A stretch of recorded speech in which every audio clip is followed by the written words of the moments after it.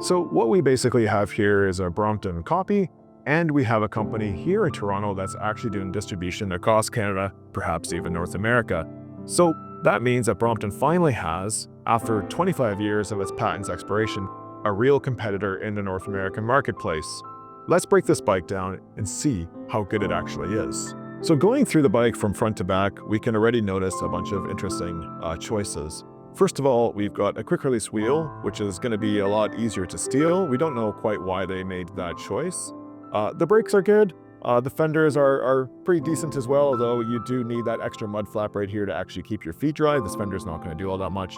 The tires are a really big spec. They're actually Schwalbe Marathon tires.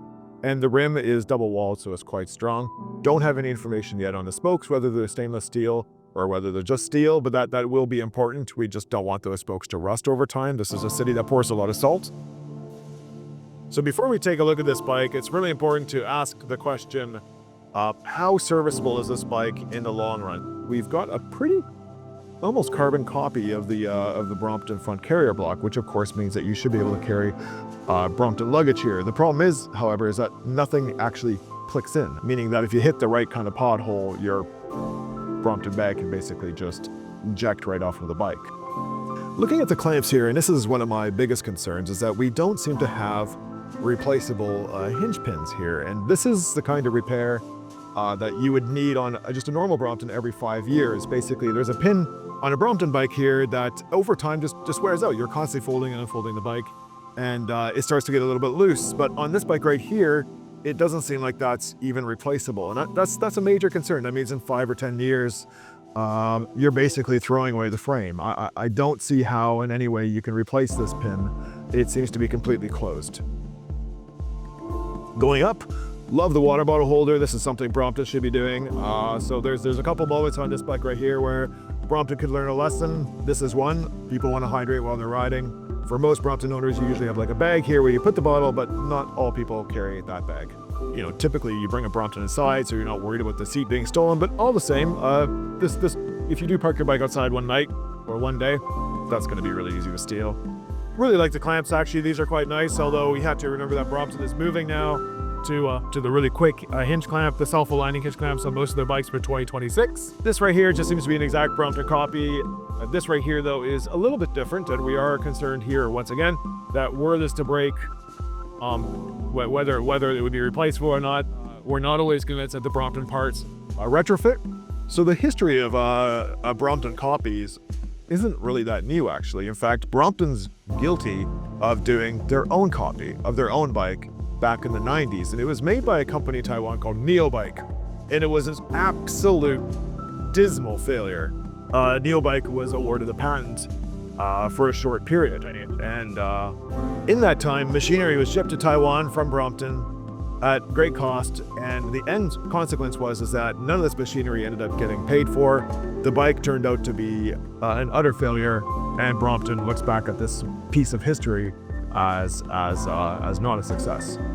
What's really interesting about the Neobike is that one of the very first and biggest hotspots for distribution was once again Toronto. So this is really quite fascinating.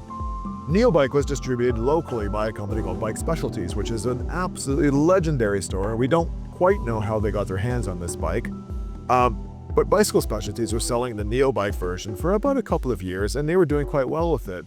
In fact, we'll see Neobikes come in now and then, and it has the Brompton logo on it. The difference is that it doesn't say Brompton made in the UK, it just says Brompton.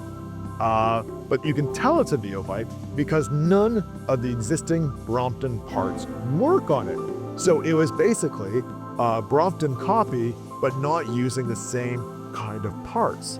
And that made the Neobike completely unserviceable once the Neobike experiment ended. So we will see people come in with a Neobike and they're like, I need to get a new derailleur. And the Brompton derailleur does not work. And it's frustrating because people see the Brompton name on it and they assume that, of course, these parts are going to work, but they don't. And that's what we're worried about here. Is the same thing going to happen with this new Toronto adventure in Brompton copycat bikes? As far as the geometry of this bike goes, nothing's really changed here on the seat angle. It feels pretty normal. Your hips are kind of pivoted over the crankset. You get really good acceleration. But this angle right here, the head angle, is really steep. it's got a really funny kind of steering to it. We see actually a lot of similarities with the Brompton bike in terms of the seat angle right here, which is nice because it offers really good acceleration, kind of like pivot your hips a little bit more over top of the cranks. This person to be power to pedal. This angle right here is really quite steep, and that makes the steering almost a little overperform. It's going to be good, say, climbing up a hill, but it's going to be really skittish when you're going downhill. It's just quite a steep angle. It doesn't pick up the ground the same way that our regular Brompton does. The big thing you see here is just how this derailleur just sits so close to the ground. And I need to be honest, the new Brompton 12-speed also has a derailleur that sits quite close to the ground as well. But this is sitting another, like a whole 20 centimeters lower. You have in here instead is basically a 9-speed drivetrain that's just a little bit bigger in gear range than the existing 4-speed Brompton drivetrain. All you gain out of this really is more hill climbing capability, but you don't get a lot of speed. In fact, when we've ridden this bike in its very hardest gear, we find that to be a gear that you can simply just start pedaling with, like your acceleration gear, and by the time you start picking up speed, you're kind of asking for more, but the pedals are sort of spinning out. You're not getting that speed that you want.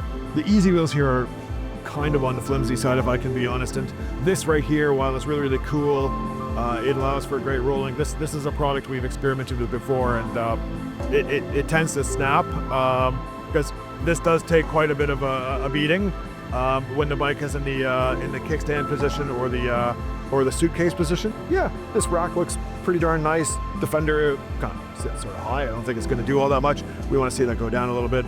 But the rack, yeah, it's quite lovely. Nonetheless, this is interesting. One of the things we've observed here is that a company like this wants to stay away from some proprietary parts because that reduces their burden of responsibility in terms of like having to make all these special parts, design all these special parts, and then of course offer these special parts down the line. So just using regular bike parts that just hang off of any other bike, and Shimano of course is a big company, it's an interesting idea, but once again, does it work? And it does. You got to watch out for the derailleur, obviously, when you're riding next to the curb, and you don't really get the same amount of gear range as you would on the Brompton 12-speed. So you're really getting a glorified Brompton 4-speed with I think a couple more headaches built in. All the problems with the derailleur, constantly going out of adjustment, winter riding, that kind of stuff.